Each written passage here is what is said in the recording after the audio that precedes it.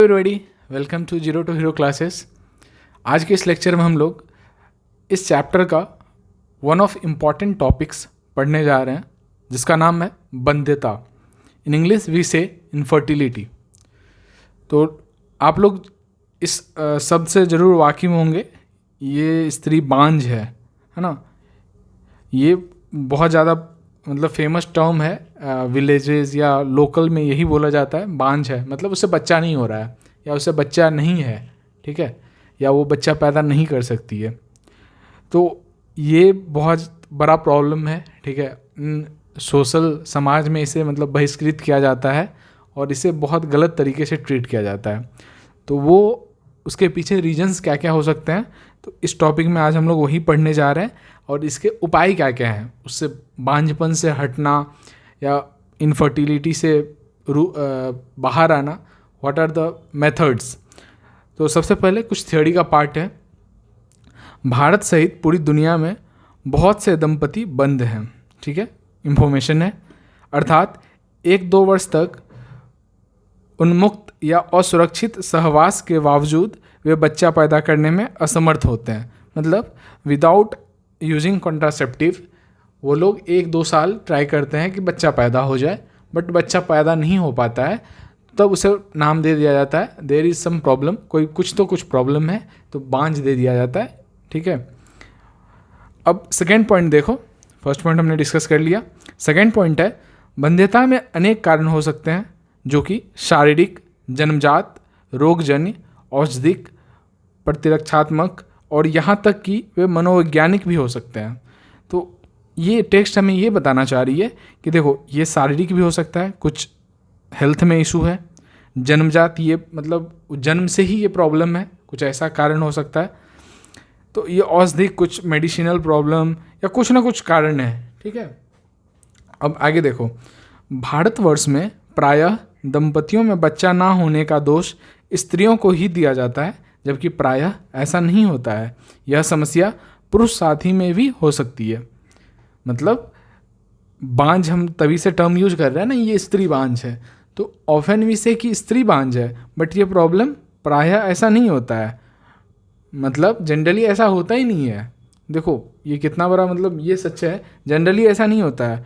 यह समस्या पुरुष के साथ भी हो सकती है। विशिष्ट स्वास्थ्य सेवा इकाइयाँ, बंध्यता क्लिनिक, इसके लिए एक पर्टिकुलर क्लिनिक होती है, नैदानिक जांच में सहायक हो सकती हैं और इनमें से कुछ विकारों का उपचार करके दंपतियों को बच्चे पैदा करने में मदद कर सकती है।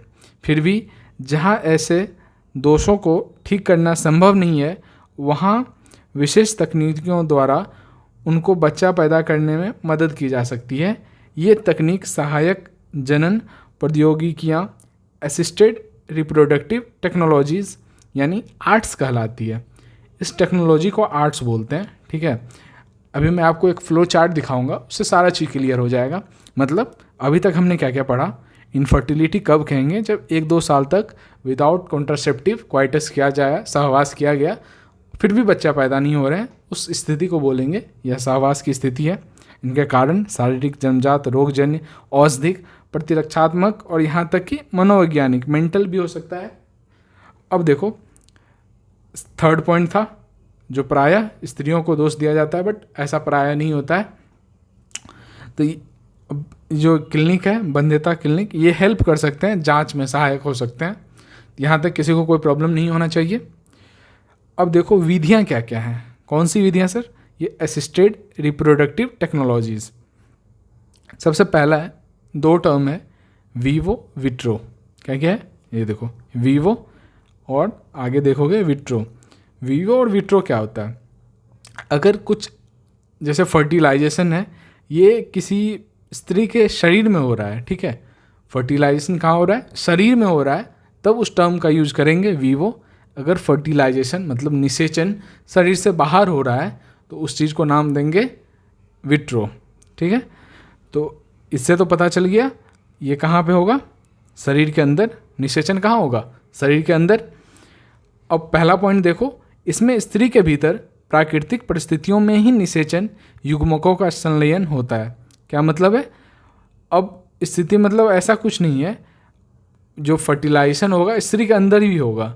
अब सर फिर ये मतलब इनफर्टिलिटी में कैसे आया, आगे देखते हैं हम लोग।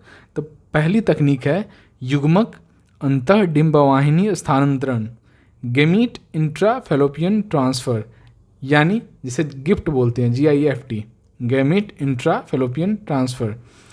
अब देखो अगर इस चीज़ को देखो डिंबवाहिनी, अब इससे ये लगाओ भाई डिंबवाहिनी मतलब गेमीट मतलब युग्मक, फर्टिलाइजेशन इसमें इस वर्ड का भी नाम आ रहा है, ठीक है, फेलोपियन ट्यूब। तो फर्टिलाइजेशन हमने क्या पढ़ा था ह्यूमन रिप्रोडक्शन चैप्टर में, फर्टिलाइजेशन कहाँ होता है, इसी डिंबवाहिनी में, फेलोपियन ट्यूब में ही होता है, यहाँ पे एम्पुला वाले पार्ट में। अब देखो इसका मतलब बताया क्या जा रहा है, इस तकनीक में दाता से अंडाणु लेकर उन स्त्रियों को की फेलोपियन नलिका में स्थानांतरित कर दिया जाता है जो अंडाणु उत्पन्न नहीं कर सकती है, लेकिन निषेचन और भ्रूण के परिवर्धन के लिए उपयुक्त वातावरण प्रदान कर सकती है। अब ये गिफ्ट जो होता है ना, ऐसे याद रखो, किसी को कोई गिफ्ट दे दी, कोई स्त्री अपनी सहेली को गिफ्ट दे दी, क्या गिफ्ट दी, अंडाणु। अब अंडाणु गिफ्ट कर दी तो इसका मतलब है वो पर्टिकुलर फीमेल जो है वो बच्चा इसलिए नहीं पैदा कर रही थी क्योंकि उनमें अंडाणु सही से बन नहीं रहे थे, लेकिन अब फर्टिलाइजेशन के बाद वो बच्चे को आराम से 9 महीना तक अपने अंदर पाल सकती हैं, वो सारी चीज़ें हो सकती है। एक ही कारण था, अंडाणु सही से बन नहीं रहा था। तो अंडाणु किसी दाता मतलब कोई भी अदर फीमेल का अंडाणु लेके उसके फेलोपियन ट्यूब में, क्योंकि फर्टिलाइजेशन निषेचन कहाँ होना है, फेलोपियन ट्यूब में ही होना है। अब नेक्स्ट देखो, सेकेंड वन इज़ कृत्रिम वीर्यसेचन, आर्टिफिशियल इंसेमिनेशन।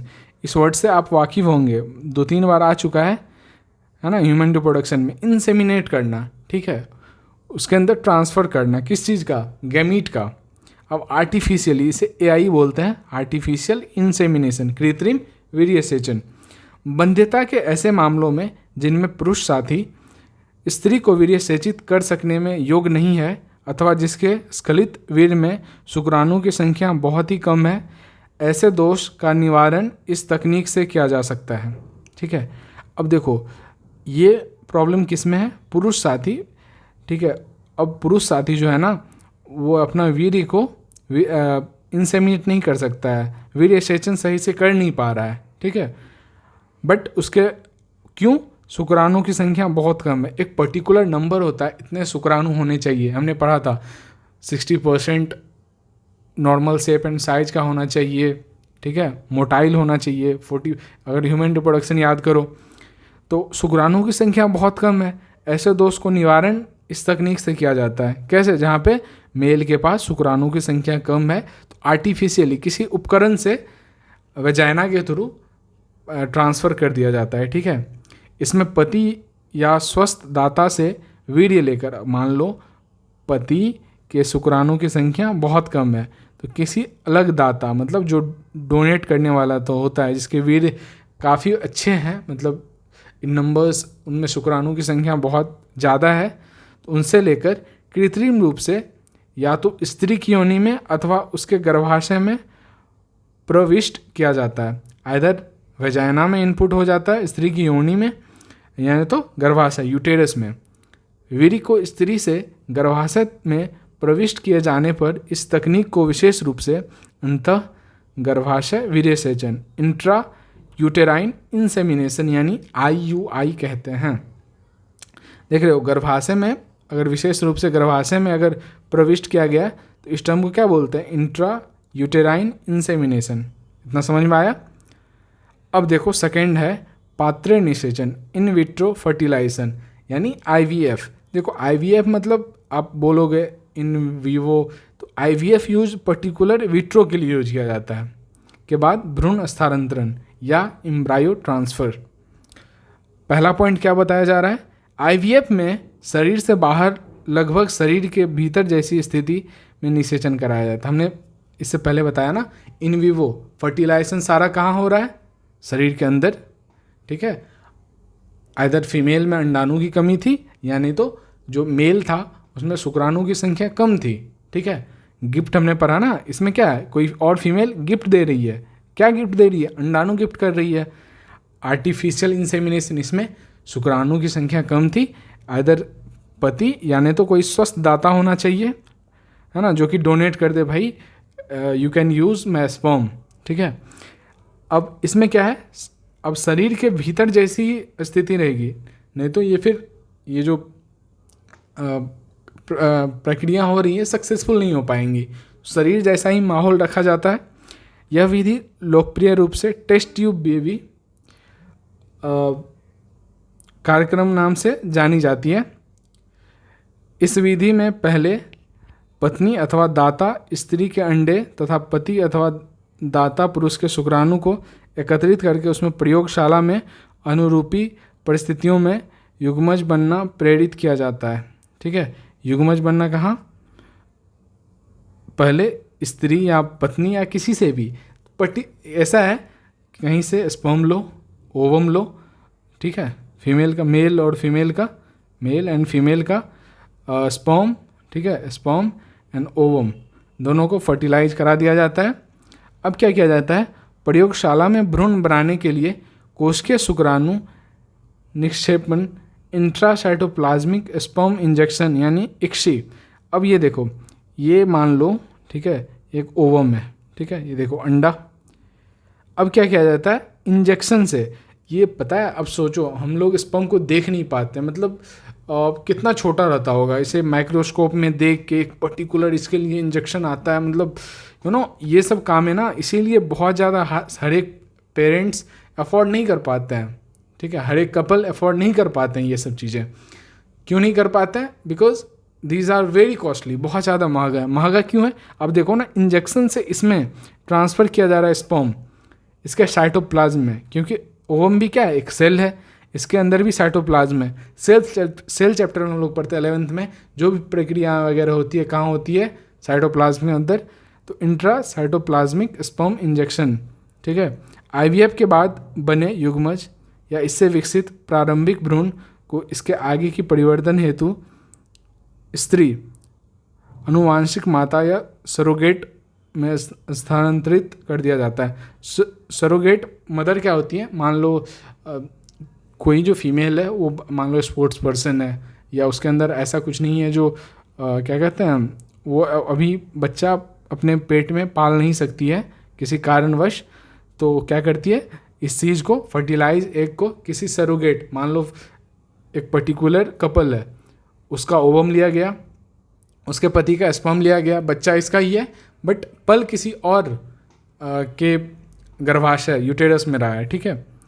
अब इसमें देखो, भ्रूण स्थानांतरण के तरीके, मतलब जायगोट ट्रांसफ़र हो रहा है, क्यों, सर फर्टिलाइजेशन, निषेचन ऑलरेडी बाहर हो चुका है। युग्मज अंतः डिंबवाहिनी स्थानांतरण, जायगोट इंट्राफेलोपियन ट्रांसफ़र, जैसे ही इंट्राफेलोपियन ट्रांसफ़र हो गया, ठीक है। अब क्या होता है, अब सर ये फेलोपियन ट्यूब में आप बोले थे वहाँ फर्टिलाइजेशन होता है, आप यहाँ बता रहे हो फर्टिलाइजेशन बाहर ही हो गया। भाई फर्टिलाइजेशन होता है तो अब इसमें भी मोडुला ब्लास्टुला वगैरह बनता है, ठीक है। तो यहाँ पे क्या है, इस तकनीक में युग्मनज यानी प्रारंभिक भ्रूण 8 कोरक खंडों तक का सरोगेट माता या उसी माता में फेलोपियन नलिकाओं में स्थानांतरित किया जाता है। ये इम्पॉर्टेंट है, 8 कोरक खंडों, अगर 8 से ज़्यादा हो गया आप अभी देखोगे तब फिर यूटेरस मतलब गर्भाशय में ट्रांसफ़र करना पड़ेगा, क्योंकि 8 कोरक खंड तक कहाँ रहता है, उसी फेलोपियन ट्यूब में ही रहता है, ठीक है। अब सेकेंड पॉइंट इज अंतः गर्भाशय स्थानांतरण, इंट्रा यूटेराइन ट्रांसफ़र। आ गया यूटेरस वर्ड मतलब गर्भाशय वर्ड, तो इसमें आप देखना 8 से ज़्यादा होगा। इस तकनीक में 8 कोरक खंडों से अधिक, 8 कोरक खंड तक कहाँ पे, फेलोपियन ट्यूब में, अंतर डिंबवाहिनी, 8 से अधिक यूटेरस में भ्रूण को गर्भाशय में स्थानांतरित किया जाता है। नोट, जिन स्त्रियों में गर्भधारण की समस्या रहती है उनकी सहायता के लिए जीवे निषेचन से बनने वाले भ्रूणों को भी स्थानांतरण के लिए प्रयोग में लाया जा सकता है। यद्यपि बहुत सारे विकल्प उपलब्ध हैं, किंतु इन सभी तकनीकों में विशेषकृत व्यावसायिक विशेषज्ञों द्वारा, ठीक है, विशेष मतलब स्पेशल विशेषज्ञ द्वारा एवं क्रियाएं हेतु अति उच्च परिशुद्धता पूर्ण संचालन हैंडलिंग की आवश्यकता होती है। आप सोचो ना, स्पर्म के अंदर इंजेक्शन देना मतलब कितना ज़्यादा एक्यूरेसी चाहिए, इसीलिए बहुत महंगी, मैंने बताया ऑलरेडी बता दिया है, इसीलिए बहुत ज़्यादा महंगा रहता है। इसलिए पूरे देश में फ़िलहाल ये सुविधाएं केवल कुछ शहरों में ही उपलब्ध है, जो हाई सिटी जैसे मुंबई, दिल्ली, मतलब वो भी बहुत ज़्यादा सुपर स्पेशलिस्ट रहती हैं। स्पष्ट है कि इनके लाभ केवल कुछ सीमित लोगों ही वहन कर सकते हैं। इन उपायों को अपनाने में भावनात्मक, धार्मिक तथा सामाजिक घटक भी काफ़ी निर्धारक इम्पॉर्टेंट पॉइंट है। अब क्या है ना, इस चीज़ को मतलब समाज अपनाती नहीं है, ठीक है, किसी के भावना को ठेस पहुंचता है, किसी का धर्म इसे अलाउ नहीं करता है। इन सभी प्रक्रियाओं का अंतिम लक्ष्य संतान प्राप्ति है और भारतवर्ष में अनेक अनाथ एवं दीनहीन बच्चे हैं जिनकी यदि देखभाल नहीं की जाए तो वे जीवित नहीं रहेंगे। हमारे देश का कानून शिशु को कानूनन गोद लेने की इजाज़त देता है। जो दंपति बच्चे के इच्छुक हैं उनके लिए संतान प्राप्ति का यह सर्वोत्तम उपाय है, ठीक है। अब देखो, मैं बताया था ना, देखो ये फ्लो चार्ट है। सहायक जनन प्रौद्योगिकी मतलब आर्ट विधियाँ क्या क्या है, इन विवो, इन विट्रो, ठीक है, जीवे पात्रे। पहले गिफ्ट और एआई। गिफ्ट में क्या दिया जाता था, एक फीमेल अपना अंडाणु गिफ्ट करती थी दूसरे फीमेल को। एआई में क्या रहता था, अंडाणु शुक्राणुओं की संख्या कम है तो एक हेल्दी डोनर का वीर्य लेके विशेष मामला। इसका जो विशेष मामला है, अगर मान लो फेलोपियन ट्यूब में नहीं हो रहा है, अगर यूटेरस में होता है उसे इंट्रा यूटेराइन ट्रांसफर इंसेमिनेशन बोलते थे। अब आ गया आईवीएफ की विशिष्ट प्रक्रियाएं, इक्सी देखा थे, हाँ, इंट्रासाइटोप्लाज्मिक स्पर्म इंजेक्शन। भ्रूण स्थानांतरण तकनीकें दो हैं, जिप्ट, आईयूटी। जायगोट इंट्राफिलोपियन ट्रांसफर, युग्मनज अंतः डिंबवाहिनी स्थानांतरण, अंतः गर्भाशय स्थानांतरण। तो ये रहा आपका चैप्टर। ये चैप्टर ख़त्म हो गया है। जहाँ पे समझ नहीं आया उसे फिर से देखें और क्वेश्चन लगाए। बायो रिवीजन का विषय है, इसे जितना बार आप रिवाइज करोगे तब तक ही याद रहेगा। रिवीजन छूटा आप भूल जाओगे। तो होप आप लोग को समझ आया होगा। Thank you for watching this video. Thank you again.